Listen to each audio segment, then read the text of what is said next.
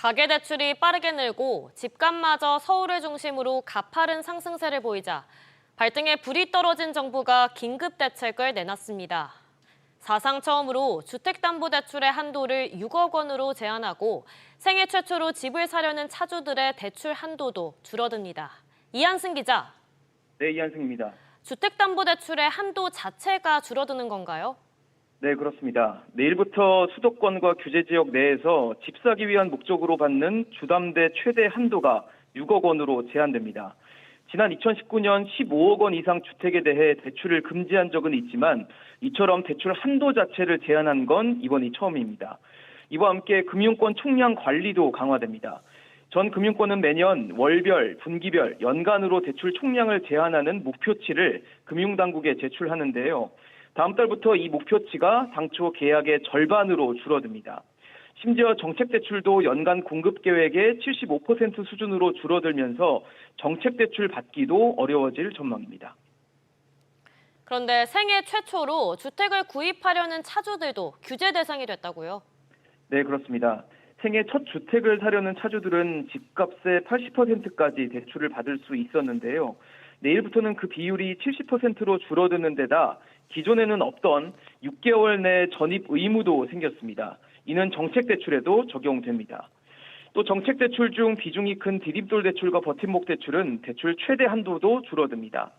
여기에 수도권과 규제지역 내에서 전세대출 보증 비율도 90%에서 80%로 줄어듭니다. 무주택자인 생애 최초 주택 구입자와 주로 서민들이 이용하는 정책대출과 전세대출마저 규제 강화 대상에 포함되면서 서민들의 주거 안정에 악영향을 미칠 것으로 보입니다. SBS 비즈 이한승입니다. 이런 가운데 정부가 전세를 끼고 집을 사는 갭 투자에도 대출이 들어가지 못하게 막았습니다. 또 지금 있는 집을 팔지 않으면 새로 집을 살 때 대출은 한 푼도 받을 수 없게 하기로 했습니다. 정동진 기자. 네, 정동진입니다. 우선 다주택 규제가 부활하네요. 네, 내일부터 유주택자라면 수도권 및 규제지역 소재주택을 추가 구입하기 위한 금융권 대출이 완전히 막힙니다. 담보인정 비율이 0%로 일원화되기 때문입니다. 다만 무주택자나 기존 주택을 6개월 내 처분하기로 한 1주택자라면 기존과 동일한 대출 규제를 받습니다. 갭투자용 대출도 막힙니다. 수도권이나 규제 지역에서 전세보증금을 끼고 집을 사는 방식의 대출을 쓸 수 없게 되는 겁니다. 또 수도권과 규제 지역 내 주택을 2채 이상 보유한 차주라면 생활안정자금 목적의 주담대도 받을 수 없습니다. 다만 지방소재주택을 담보로 하는 경우라면 금융회사가 자율적으로 생활자금 대출 취급 여부나 그 한도를 자유롭게 설정할 수 있습니다. 그런데 1주택자도 이제 생활안정자금 주담대 한도가 줄어들죠. 네, 수도권과 규제 지역에선 생활비용으로 빌릴 수 있는 주담대 한도가 1억 원으로 제한됩니다. 집을 2채 이상 가진 사람은 이런 대출 자체가 아예 금지됩니다. 이외에도 수도권과 규제 지역 내 주담대 대출 만기도 최대 30년으로 제한되는데요.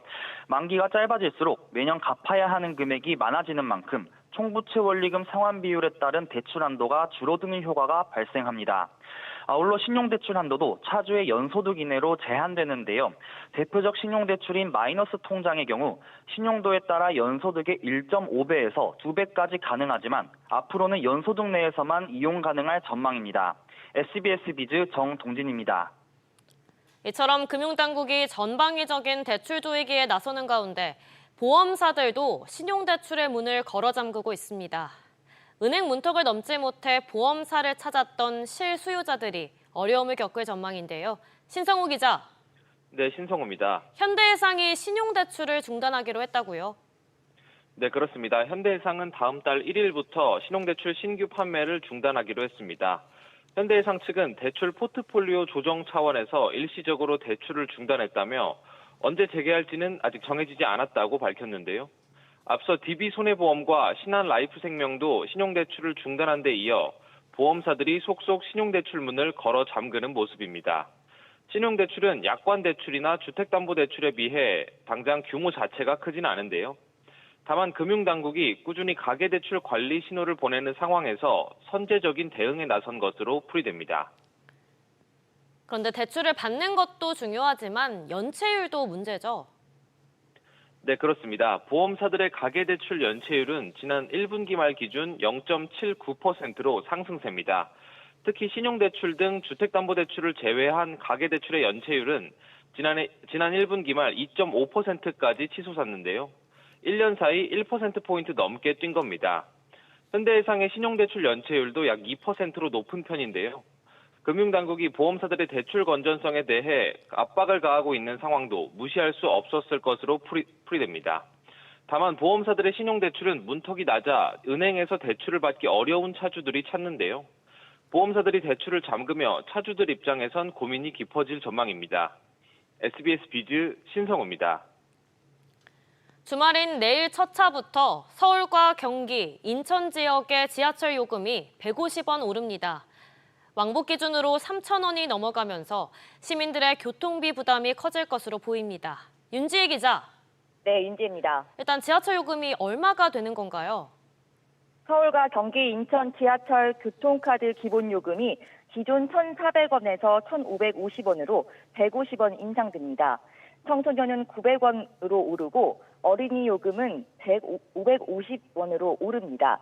현금으로 일회권 카드를 구매해 이용할 경우엔 성인과 청소년 모두 1,650원을 지불하게 됩니다. 10km 이내는 기본 요금을 적용하고 일정 구간마다 100원씩 추가되는 거리별 구간 요금과 추가 운임 체계는 변동 없이 기존처럼 유지됩니다. 이번 인상은 철도 운영기관의 적자 누적과 안전투자 확대 필요성 등을 고려한 조치로 풀이되는데요. 수도권 지하철 기본 요금이 인상된 건 2023년 10월 이후 1년 8개월 만입니다. 그렇다면 시민들 입장에선 교통비 부담이 한층 커질 수밖에 없겠네요. 네, 기존에는 지하철 왕복 요금으로 2,800원이 들었지만 이후에는 3,100원이 드는 건데요. 한 달에 22일 통근을 한다고 가정했을 때 원래 기본 요금 6만 1,000원 정도였다면 앞으로는 6만 8,000원으로 한 달에 6,000원 넘게 늘어나는 겁니다. 이 가운데 교통비 부담을 낮출 수 있는 혜택 상품이 주목되고 있습니다. 월간 대중교통 이용 횟수와 비교해 더 저렴한 것으로 선택하면 됩니다. 예컨대 기후동행카드는 서울과 수도권 내 일부 지자체에서 지하철과 시내버스를 무제한으로 탈 수 있는 월간 정기권입니다. 19세에서 39세 청년의 경우 월 5만 5천 원, 40세 이상은 6만 2천 원의 이용이 가능한데요. K패스는 월 15회 이상 대중교통을 이용하면 이용금액 일부를 환급해줍니다. 청년에 대해 30% 할인을 가정하면 6만 8천 원의 대중교통 이용 시 2만 원가량 아낄 수 있고요. 제휴를 맺은 신용카드 실적 조건을 채우면 여기에서 추가로 10% 더 저렴한 금액으로 이용이 가능합니다. SBS 비즈 윤지혜입니다. 이르면 오는 10월부터 초등학생 예체능 학원비가 세액공제 대상에 포함될 전망입니다. 더불어민주당은 6월 임시국회 기한 안에 시급한 40개 법안을 우선 처리하겠다는 계획입니다. 취재기자 연결합니다. 지웅배 기자. 네, 지웅배입니다. 6월 임시국회 내라면 다음 주 안으로 통과될 가능성이 높다는 얘기인가요? 네, 더불어민주당은 다음 주까지 6월 임시국회 기한 안에 총 40건의 법안을 통과시킬 방침인데요. 여기에 만 13세 이하 초등학생 예체능 학원비 세액공제 내용을 담은 소득세법 개정안도 포함됐습니다. 학원비의 15%를 산출세액에서 제외하게 되는데요. 한도는 기존대로 연 300만 원입니다. 자녀교육 보육에 있어서 경제적 부담을 줄여주자는 취지인데요. 여야 공통공약이었던 만큼 무리 없이 통과될 걸로 보이고요. 공포한 뒤 석 달이 지나서 법이 적용되는 만큼 빠르면 10월경부터 쓴 학원비는 공제 대상이 될 수 있습니다. 이런 가운데 국회예산정책처는 법 적용 시 앞으로 세금이 5년 기준 총 1조 1,000억여 원, 매해 2,300억 원가량 덜 거칠 것으로 분석했습니다. 뿐만 아니라 신속처리 법안에 지역화폐 발행에 힘을 실어주는 내용도 포함이 됐죠. 네, 윤석열 전 대통령이 거부권을 행사했던 지역사랑 상품권 활성화 방안도 재추진되는데요.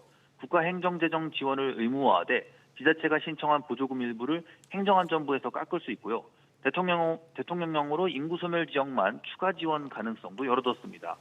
산업은행의 기금을 만들어 첨단 전략 산업 기업을 지원하는 내용의 산업은행법, 온라인 플랫폼 불공정 거래 금지 등 내용을 담은 이른바 온풀법도 중점 추진 대상에 포함된 것으로 파악됐습니다.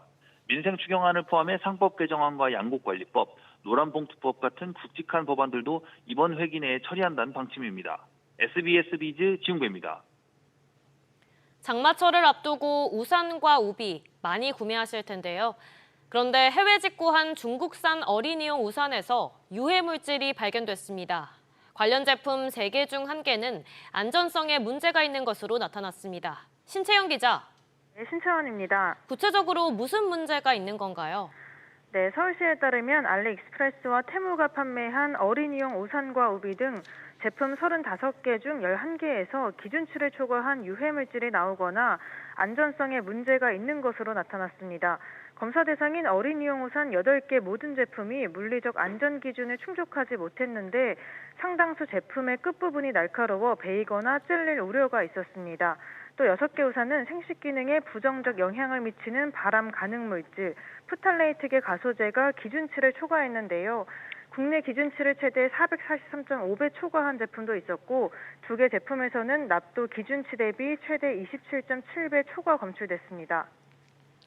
또 이제 우산을 비롯해서 우비 제품도 안전 기준을 충족하지 못했다고요? 네, 그렇습니다. 어린이용 우비 제품 8개 중 3개는 다칠 우려가 있는 것으로 나타났습니다. 머리에 쓰는 후드 부분에는 사고 위험 때문에 끈을 부착하면 안 되는데 끈이 달려있는 제품도 있었고요. 한 제품의 테두리 원단에서는 발암성 물질인 포말데하이드가 국내 기준보다 32.6배 초과 검출됐습니다. 서울시는 문제가 된 제품들에 대해 각 플랫폼의 판매 중단을 요청했고 소비자들에게는 물건 구매 시 제품 정보를 반드시 확인할 것을 당부했습니다. SBS 비즈 신채원입니다. 국내 첫 원자력 발전소인 고리 1호기가 본격적인 해체 절차에 들어갑니다. 해체에 성공하면 한국은 미국에 이어 2번째로 상업용 원전을 해체한 국가가 되는 건데요. 어떤 의미가 있는지 살펴보겠습니다. 안지혜 기자. 네, 안지혜입니다. 정부가 고리 1호기의 해체 계획을 최종 승인했다고요? 네, 원자력안전위원회가 고리 1호기 해체 승인안을 의결했습니다. 한국 최초의 상업용 원자력 발전소 고리 1호기가 40년의 수명을 다한 이후 완전히 가동을 멈춘 지 8년 만입니다. 원안위는 한수원이 해체에 필요한 조직과 인력, 절차 등을 확보했고 또 관련 품질 보증 체계 역시 갖췄다라고 이번 승인의 이유를 밝혔는데요.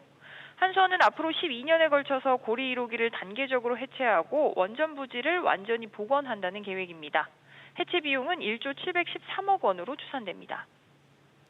아직까지는 미국 말고는 상업용 원전을 해체해본 나라가 없죠? 그렇습니다. 한국이 이번에 성공하면 전 세계 2번째입니다. 때문에 원전 해체 시장을 선점할 수 있는 기회가 될 수 있는 건데요. 한수원과 한국원자력연구원은 원전 해체와 관련한 상용화 기술을 96개 확보했다면서 고리 1호기의 성공적인 해체를 통해 500조 원 규모로 예상되는 글로벌 원전 해체 시장에서도 좋은 성과를 낼 수 있을 것이란 기대를 밝혔습니다. 국제원자력기구에 따르면 지난달 현재 22개 국가에서 원전 214기가 이미 영구 정지됐고 2050년까지 약 600기 이상의 원전이 해체될 것으로 예상됩니다. SBS 비즈 안지혜입니다. 최저임금위원회가 올해도 최저임금의 법정 심의 시한을 지키지 못했습니다. 내년 최저임금 결정을 두고 노사가 2차 수정안을 제출했는데도 입장 차이를 좁히지 못한 건데요. 자세한 내용 취재기자 연결해서 알아보겠습니다. 이한나 기자. 네, 이한나입니다. 최저임금 심의가 또 법정 기한을 넘겼죠? 네, 최저임금위원회는 어제 제7차 전원회의를 열고 내년 최저임금 액수에 대해 논의했지만 결론을 내지 못했습니다. 오는 29일 전까지 의결해서 고용노동부 장관에게 제출해야 하는데 노동계와 경영계가 입장차를 좁히지 못한 겁니다. 이번 회의에서 제시된 최초 요구안부터 2차 수정안까지 살펴보면요. 노동계는 올해보다 14.7% 오른 시급 11,500원을 최초 요구안으로 제시했습니다. 1차 수정안에서도 이 금액을 유지하다가 2차 수정안에서 11,460원으로 40원을 내렸습니다.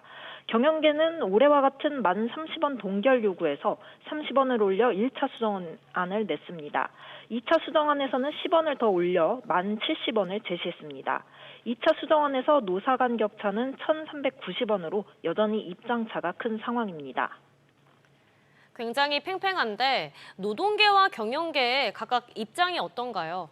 네, 노동계는 현재 최저임금으로는 노동자 가구 생계 유지가 어렵다며 큰 폭의 인상을 주장하고 있고요. 반면 경영계는 중소기업과 소상공인이 이미 한계 상황에 도달했다며 최저임금을 동결해야 한다고 맞서고 있습니다. 이번에 결론을 내지 못한 노사는 다음 달 1일 제8차 전원회의에서 추가 수정안을 제시하고 논의를 다시 이어갈 계획입니다. 최저임금위는 시한을 넘기더라도 남은 행정 절차를 고려하면 7월 중순까지는 최저임금안을 고용부 장관에게 넘겨야 하고요. 고용부 장관은 8월 5일까지 최저임금을 확정해 고시해야 합니다. SBS 비즈 이한나입니다. 이런 가운데 취업 시장은 계속 얼어붙으면서 청년 고용률이 13개월 연속으로 감소하고 있습니다. 이에 따라 정부는 미취업 졸업생을 즉시 파악할 수 있는 시스템을 통해 대학 졸업 이전부터 취업 지원에 적극 나서겠다는 계획입니다. 이정민 기자. 네, 이정민입니다. 졸업생들의 취업 여부 파악이 더 쉬워진다고요? 네, 대학 졸업을 앞둔 학생들의 취업 여부를 파악할 수 있는 전산 시스템이 갖춰졌습니다. 고용노동부는 대학생들의 국가장학금 신청 이력과 고용보험 데이터베이스를 연계해 이 같은 시스템을 마련했습니다. 이를 토대로 취업 여부를 즉시 파악할 수 있고 각 대학과 고용부는 대학 일자리 플러스 센터를 통해 고용 서비스를 제공할 수 있습니다. 그동안 취업 지원 상담 등을 지원하려면 상담사가 직접 학생들에게 전화해 취업 여부를 묻고 서비스 참여를 독려해야 했는데요. 오는 8월 졸업 예정자부터는 이 같은 번거로움 없이 신속한 지원이 가능한 겁니다. 신속한 지원이라면 어떤 지원을 받을 수 있나요? 졸업을 앞둔 학생들은 대학 일자리 플러스 센터에서 1:1 취업 상담과 현직자 멘토링 등 맞춤형 컨설팅을 받을 수 있습니다. 목표 기업 취업에 필요한 자격증 특강, AI 모의 면접과 같은 서비스도 이루어집니다. 고용부는 이를 통해 취업률을 끌어올릴 방침입니다. 한편 이재명 대통령이 청년 공약으로 내걸었던 구직수당 확대, 자발적 이직 청년에 대한 생애 1회 구직급여 신설은 재원 마련이 걸림돌입니다. 대규모 예산이 필요한 사업들인데 재원인 고용보험기금이 바닥나고 있기 때문입니다. 지난달까지 이미 올해 예산의 절반을 썼고 공공자금 관리기금에서 끌어온 돈을 빼면 매년 적자가 이어지고 있습니다. SBS 비즈 이정민입니다.